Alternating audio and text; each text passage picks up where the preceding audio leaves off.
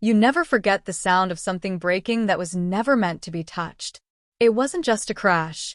It was the sound of generations, of history, of reverence, shattering against the hardwood floor. When I turned the corner into the den, I thought maybe a shelf had just collapsed under the weight of age. But then I saw them, shards of delicate porcelain scattered like bones, a twisted ruin of what used to be my late grandmother's prized heirloom collection. My name is Janelle Prescott, and I've always known one thing about my family: appearances mattered more than truth. My mother stood frozen in front of the wreckage, one hand on her chest, the other clutching a dish towel like it could protect her from grief. Her lips were moving, but no sound came out. I instinctively stepped forward. "Mom, what happened?"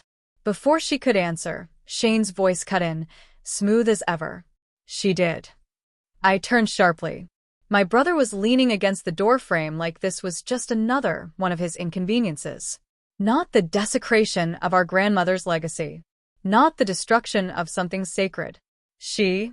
I echoed, my heart already thudding. "Who's she?" "You," he said flatly, eyes locked on mine.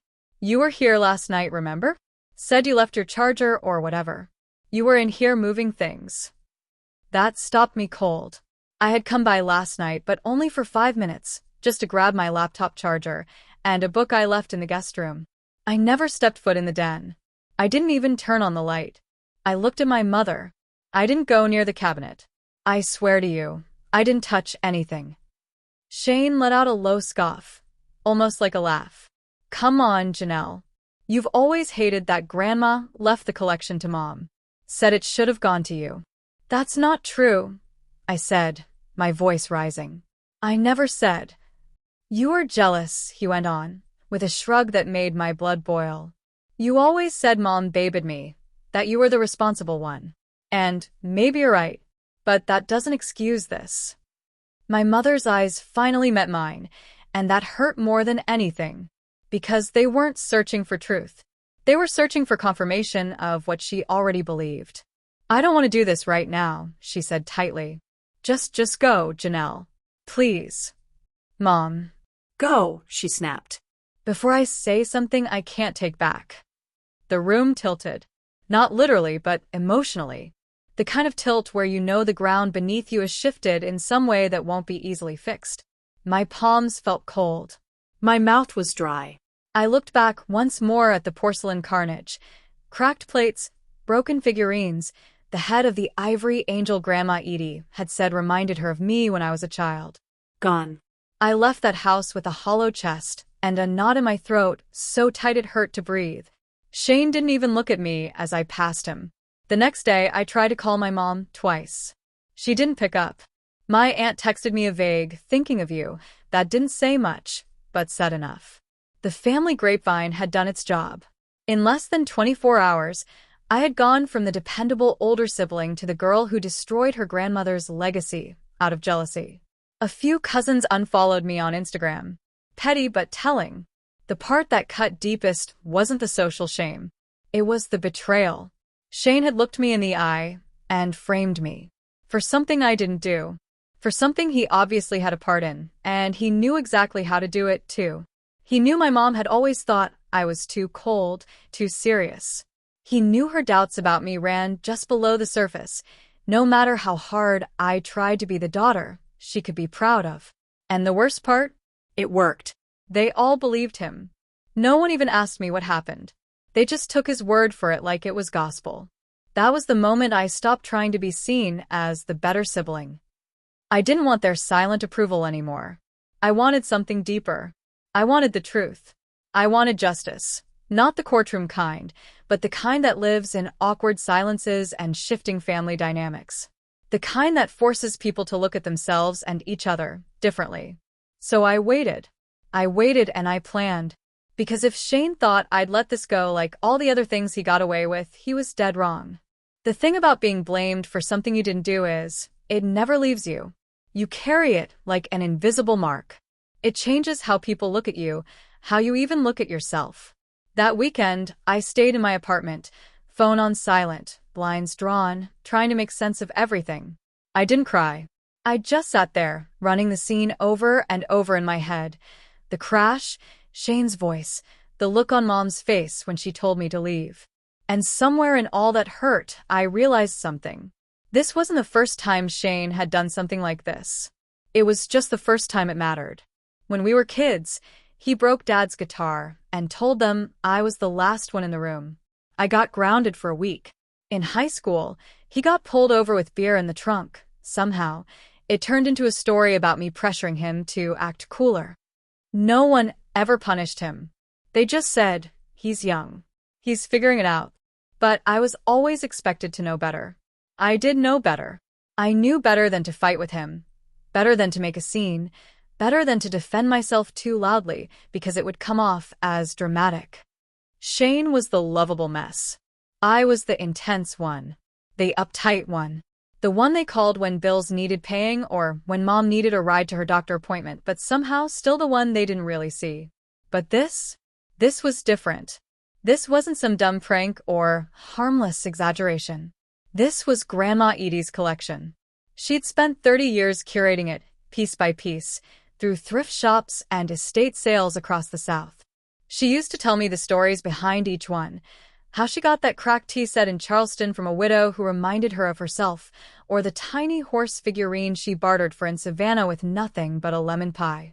She told me those stories like secrets, like a future she was entrusting to me.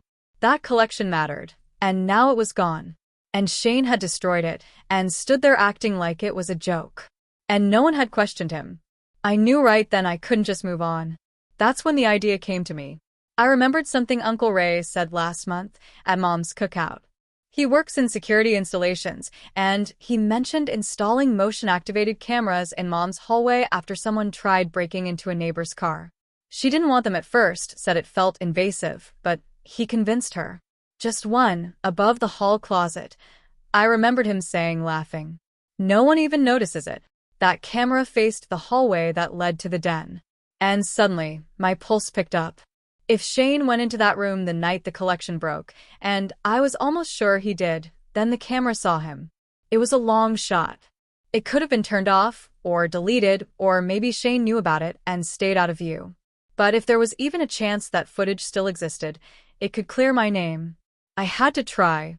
On Monday morning, I texted Uncle Ray. Just casual. "Hey, I've been thinking of getting one of those security cams you mentioned. Mind showing me how it works next time I'm over?" He replied within 10 minutes. "Absolutely. It's actually saved your mom's butt more than once already." Bingo. I waited until the next family gathering to make my move. Mom always hosted brunch the last Sunday of every month, some mix of casseroles, cheesy grits, and forced laughter. Shane would be there, grinning like he always did, pretending like nothing had happened. And so would Ray. In the meantime, I asked a friend of mine, Jessa, a digital archivist, to help me with one thing. If I could get the footage, could she help me pull the clip and timestamp it? Her answer? "You get me that video, and I'll make it sing." I didn't sleep much that week. Every day felt like it was stretching, like I was holding my breath and no one around me noticed. Shane texted me once, just a meme, like nothing had happened. I deleted it. My mom never called. But it was okay. Because I wasn't just waiting. I was preparing. By the time Sunday arrived, I wasn't angry anymore. I was clear. Clear about what I'd lost, what I deserved, and what I was about to get back. Because Shane didn't just break a cabinet of collectibles. He broke trust. And I was about to show him what happens when you underestimate the intense one in the family. Family brunch at my mother's house always looked more cheerful than it felt. The kitchen was alive with smells, maple sausage, caramelized onions, buttery biscuits stacked high like edible peace offerings. The clink of silverware and ceramic mugs tried to drown out the real tension sitting like fog between us all. Shane was already there when I arrived. Blue polo shirt, backward cap, laughing too loud with our cousin Caleb like he hadn't just thrown me under the bus and backed over me twice. When he saw me walk in, he didn't flinch, just gave me that easygoing, fake brother smirk and said, "Hey, stranger." I nodded, but I didn't say a word, because I had other things on my mind. Uncle Ray was in the dining room, pouring sweet tea.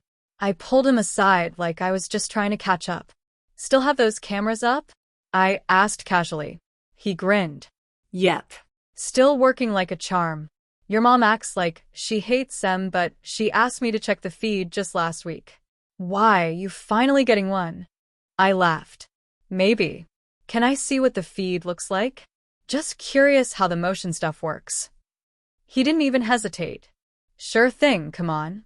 Ray pulled out his tablet and opened an app, scrolling to the archive. It stores for about 30 days, he said. Each time it detects motion, it creates a file. I held my breath. Can you go back to last Friday night? Around 11. He gave me a curious look, but tapped the screen. There it was. A time-stamped file. 10:47 p.m.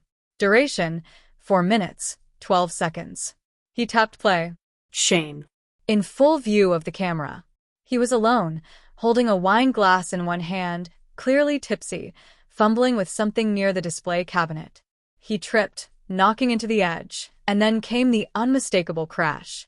The figurines, the plates, the shelves. All of it. I couldn't even speak. The footage showed him looking stunned for a moment, then crouching down. He grabbed a handful of pieces and carried them off, down the hallway, straight to the trash bin in the laundry room. Then he left. That was it. No hesitation. No remorse. Just gone. Ray let out a low whistle. Damn. I didn't even know this happened. I looked at him, voice steady. Neither did most of the family. 15 minutes later, I stood in the living room while everyone was still picking at seconds and pouring more coffee. Shane was across from me mid-laugh.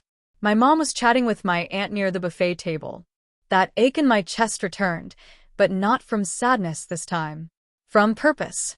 I cleared my throat and said, "Before we wrap brunch, I need everyone's attention for just a minute." Heads turned. Conversations quieted. Even Shane looked up, confused but trying to play it cool. I know it's not normal for me to make a speech, but I've got something important to share, I said, keeping my tone even. Especially you, Uncle Ray. He raised an eyebrow. Yeah. You remember the security cam you installed in Mom's hallway, right? He nodded, slower now. I've been thinking a lot about what happened with Grandma Edie's heirlooms last week. About how I got blamed. A murmur went through the room. Shane's shoulders tensed. Barely noticeable, but I saw it. I asked Uncle Ray to help me look into something. I continued. And it turns out the camera caught exactly what happened that night. Now, everyone was still. I want to play the footage for all of you, just so the truth is on the table. There was a half-second pause, just enough time for Shane to start to speak. Janelle, I don't think. But I was already plugging the USB into Ray's tablet, connecting it to the small portable projector I'd brought in my tote bag. Just in case. The room darkened slightly as the projector lit up the living room wall. And then there it was. Shane. Wine glass. Stumble. Crash. Panic. Cleanup. Gone. The room was dead silent. Shane's jaw twitched. His face turned a blotchy red as he stood there, caught between rage and disbelief. He looked around like he was searching for a lifeline, some way to spin it. But this time, no one came to his rescue. Mom's mouth hung slightly open. She looked from the screen to me, then back again. It was like watching a dam crack. I didn't say a word, because sometimes silence is louder than shouting.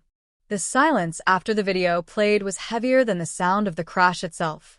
No one moved. No one said a word.